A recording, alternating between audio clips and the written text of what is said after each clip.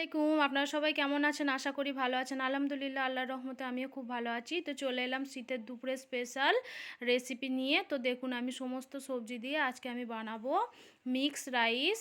তো খুবই সুন্দর লাগে। তার জন্য আমি নিয়ে নিয়েছি এখানে দেখুন ফুলকপি আর নিয়ে নিয়েছি টমেটো, গাজর এইসব সবজি দিয়েই ঘরে থাকা সবজি দিয়েই কিন্তু এত সুন্দর একটা রাইস আপনি বানিয়ে নিতে পারবেন। কোনো রকম ঝামেলা ছাড়াই খুবই সহজে বানিয়ে নিতে পারবেন। এতই সুন্দর, এতই টেস্টি লাগে। তো মাছ মাংসকেও হার মানিয়ে দেয়। কোনো রকম বিরিয়ানি পোলাওয়ের দরকার নেই। যদি ঘরে থাকা এরকম সবজি থাকে যখন মন চাইবে তখনই কিন্তু বানিয়ে নিতে পারবেন খুবই সহজভাবে।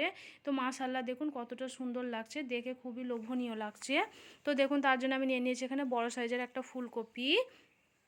তো সবারকার ঘরেই এর শীতের সময় বেশিরভাগ সবাইকার ঘরেই কিন্তু এই সবজিগুলো থাকে, সেইগুলো দিয়ে আমি আজকে বানাবো এই রাইসটা।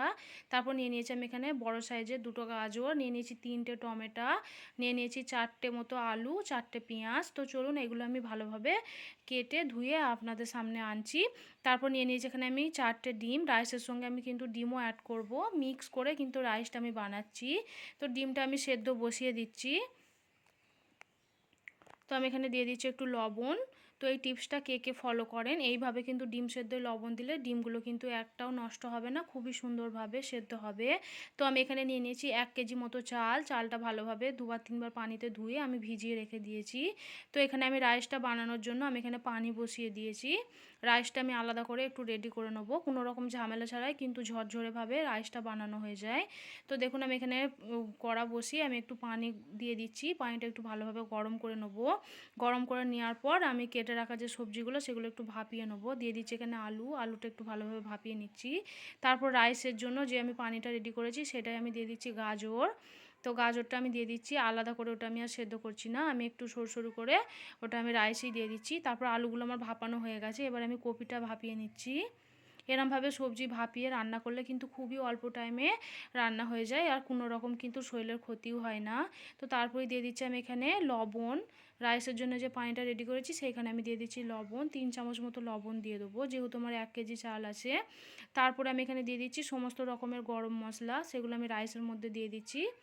রাইসের জন্য যে পানিটা আমি ফুটাতে দিয়েছি তার মধ্যে আমি দিয়ে দিচ্ছি। তো একটু ভালোভাবে নাড়াচাড়া করে নিচ্ছি।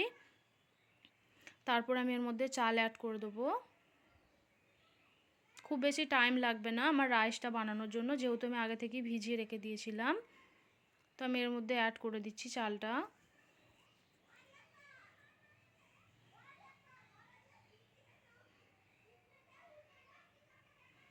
তারপর দেখুন কপিটাও আমার কিন্তু ভাপানো হয়ে গেছে। তো এরকমভাবে কপিটা ভাপিয়ে নিয়ে যদি ফ্রাই করা যায় খুবই অল্প টাইমে কিন্তু রেডি হয়ে যায়, বেশি পরিমাণে তেলও লাগে না ফ্রাই করার জন্য। তো আমি এরমভাবেই সবসময় চেষ্টা করি সবজিগুলো রান্না করে নেওয়ার, খুবই টেস্টিও লাগে খেতে। তো দেখুন আমি ভালোভাবে তুলে নিচ্ছি। তো কপিগুলো ভালোভাবে তুলে নেওয়ার পর আমি এবার এখানে কড়াটা ভালোভাবে পরিষ্কার করে নিচ্ছি যাতে একটুও না পানি থাকে। তো ভালোভাবে গরম করে নিয়ে এবার আমি দিয়ে দেবো সাদা তেল। তো সাদা তেলের পরিবর্তে আপনারা কিন্তু সরিষার তেলও দিতে পারেন, কিন্তু সাদা তেলে বেশি ভালো হয়, কোনো রকম ঝাঁঝ থাকে না। তারপরে আমি দিয়ে দিচ্ছি আলু, ভাপিয়ে রাখা আলুগুলো। এর মধ্যে দিয়ে দিচ্ছি আমি 1 চামচ মতো লবণ, আর দিয়ে দেবো একটু জাফরান, খুবই সুন্দর লাগে কালারটা। তো রাইসটা দেখুন আমার ভালোভাবে ফুটতে চালু হয়ে গেছে, তো আমি এরমভাবেই রেখে দেবো। তো পুরোপুরি কিন্তু রেডি করবেন না, 80% মতো করতে হবে, 20% কিন্তু বাকি রাখতে হবে, বাকিটা কিন্তু দমেতেই রেডি হয়ে যাবে। তো আমার এটা দেখুন রাইসটা একদম রেডি হয়ে গেছে। তো নামানোর আগে অবশ্যই 1 চামচ মতো সাদা তেল দিয়ে দেবেন, দিয়ে তারপর এরকমভাবে ছেঁকে দেবেন, তাহলে কিন্তু খুবই ঝরঝরে হয় রাইসটা, খেতেও খুবই ভালো লাগে। কোনো রকম ঝামেলা ছাড়াই কিন্তু রাইসটা খুবই সুন্দরভাবে রেডি হয়ে যায়। তারপর আলুগুলো আমি লাল লাল করে ভেজে নেওয়ার পর আমি আরেকটু তেল অ্যাড করেছি, তারপর দিয়ে দিচ্ছি ফুলকপিগুলো। তো একইভাবে লবণ আর জাফরান দিয়ে আমি ফুলকপিটাও ভেজে নেব। তো ফুলকপিটাও লাল লাল করে ভেজে নিতে হবে, খুব বেশি একটা টাইম লাগবে না যেহেতু আমি আগে থেকে ভাপিয়ে রেখেছিলাম। তো দেখুন খুবই অল্প টাইমে কিন্তু ফুলকপিটাও রেডি হয়ে গেছে। তো ফুলকপিটাও আমি তুলে নেব।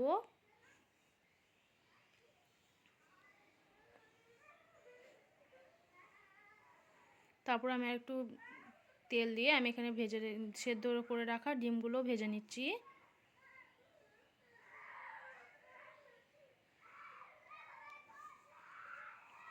তো তো ডিমগুলো ভেজে আমি তুলে নেব।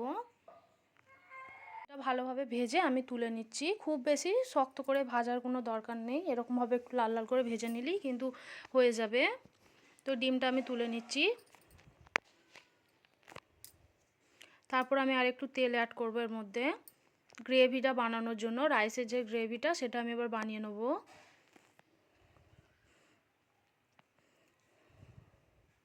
তারপর সমস্ত গরম মশলা আমি তেলেতে ফোড়ন দিয়ে দিয়েছি, তেজপাতা, লবঙ্গ, এলাচ আর দারুচিনি। তারপর আমি এখানে দিয়ে দিয়েছি পেঁয়াজ। তো 1 কেজি চালের জন্য আমি বড় সাইজের 4টে পেঁয়াজ আমি কেটে নিয়েছি। তো আপনারা একটু কম বেশি করে নিতে পারেন গ্রেভির জন্য। তো আমি 1 কেজি চালের তো ওরকমই দিয়ে নিয়েছি। আর দিয়ে দেবো 4টে পরিমাণের টমেটো, 3টে বা 4টেও দিতে পারেন। তো বড় সাইজের হলে 3টে দেবেন, আর যদি ছোট হয় তাহলে 4টে দিয়ে নিতে হবে। তো পেঁয়াজটাকে ভালো করে লাল লাল করে বেরেস্তার মতো করে ভেজে নিতে হবে। তারপরে এখানে আমি দিয়ে দেবো রেড চিলি পাউডার। ফার্স্টেই দিয়ে দিচ্ছি লবণ, বড় চামচের 1 চামচ মতো দিয়ে দিচ্ছি লবণ। তারপর দিয়ে দিচ্ছি আমি এখানে কাশ্মীরি লঙ্কা গুঁড়ো 1 চামচ মতো দিয়ে দিচ্ছি। এটা দিলে কালারটা খুবই সুন্দর আসে। তো একটু ভালোভাবে আমি নাড়াচাড়া করে নিচ্ছি পেঁয়াজটা। তারপরে দিয়ে দেবো এমনি লঙ্কা গুঁড়ো, রেড চিলি পাউডার দিয়ে দিচ্ছি 1 চামচ মতো। যেহেতু আমি এখানে কাঁচা লঙ্কা দিয়ে দিয়েছি 10-12টা মতো, তার জন্য আমি এখানে বড় চামচের 1 চামচ মতো দিয়ে দিচ্ছি। আমি এখানে দিয়ে দিচ্ছি একটু পানি অ্যাড করে দিয়েছি যাতে মশলাটা না পুড়ে যায়। তারপর দিয়ে দিচ্ছি 2 চামচ মতো আদা রসুন বাটা। আদা রসুন মিক্স আছে, বড় চামচের 2 চামচ আমি দিয়ে দিচ্ছি আদা রসুন বাটা। তো ভালোভাবে আদা রসুনটা কষিয়ে নিতে হবে, একটু ভাজা ভাজা করে নিতে হবে যাতে গন্ধটা না আসে। তারপর দিয়ে দিচ্ছি আমি এখানে বড় চামচের 3 চামচ মতো ধনিয়া গুঁড়ো, দিয়ে দিচ্ছি 3 চামচ মতো জিরে গুঁড়ো, আর দিয়ে দেবো 1 চামচ মতো হলুদ গুঁড়ো। হলুদ গুঁড়োটা এখানে খুব বেশি অ্যাড করব না, যেহেতু আমি এখানে জাফরান অ্যাড করব পরে, তার জন্য আমি বেশি হলুদটা অ্যাড করছি না। তো মশলাটা ভালোভাবে কষিয়ে নিচ্ছি। কষিয়ে নেওয়ার পর দিয়ে দেবো কেটে রাখা টমেটো। তো কেটে রাখা আমি বড় সাইজের 3টে টমেটো দিয়ে দিয়েছি। দিয়ে একটু ভালোভাবে কষিয়ে নিতে হবে।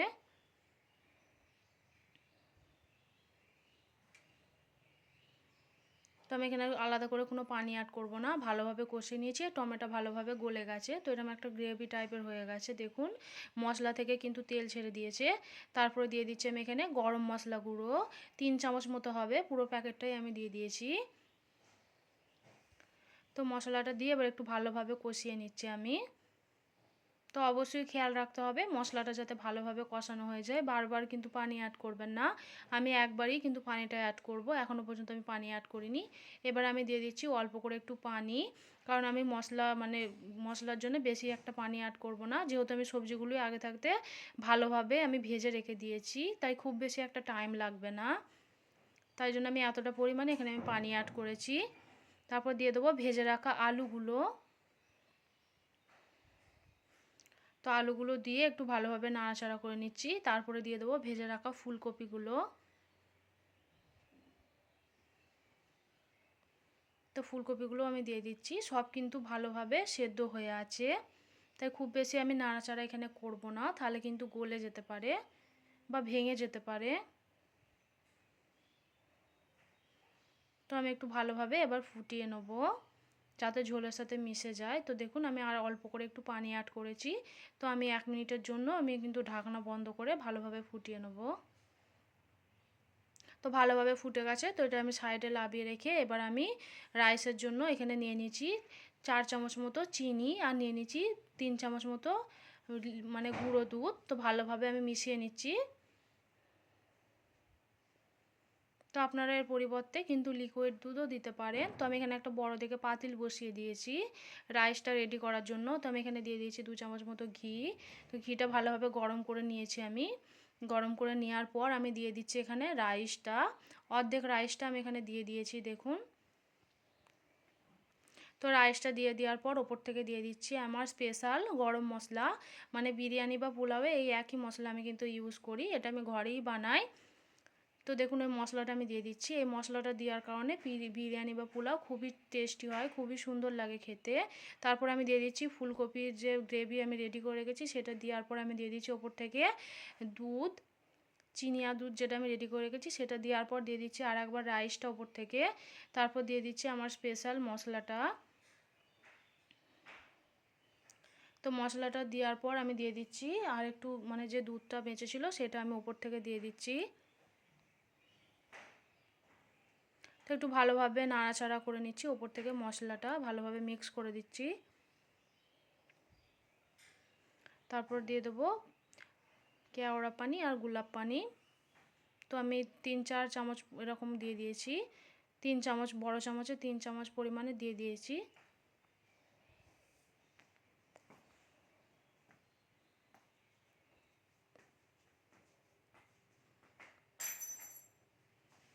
এটা দিয়ে দিয়েছি কেওড়া ওয়াটার, আগে দিয়ে দিয়েছিলাম গোলাপ ওয়াটারটা। তারপর ওপর থেকে দিয়ে দিচ্ছি একটু জাফরান।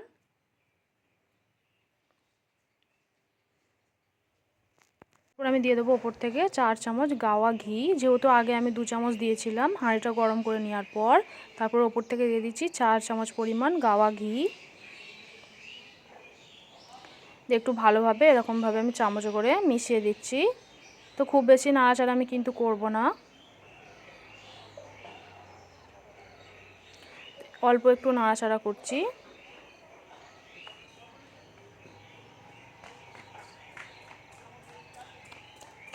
তারপর দিয়ে দেবো ওপর থেকে ধনিয়া পাতা কুচি। তারপর দিয়ে দেবো ভেজে রাখা ডিমগুলো। ডিমগুলো আমি আগে দিইনি এই জন্যই, কারণ যখন আমি নাড়াচাড়া করব ভেঙে যেতে পারে, তাই আমি একবার মিশিয়ে নেওয়ার পর ওপর থেকে ডিমগুলো দিয়ে আমার রেডি হয়ে গেছে আমার রেসিপিটা আপনাদের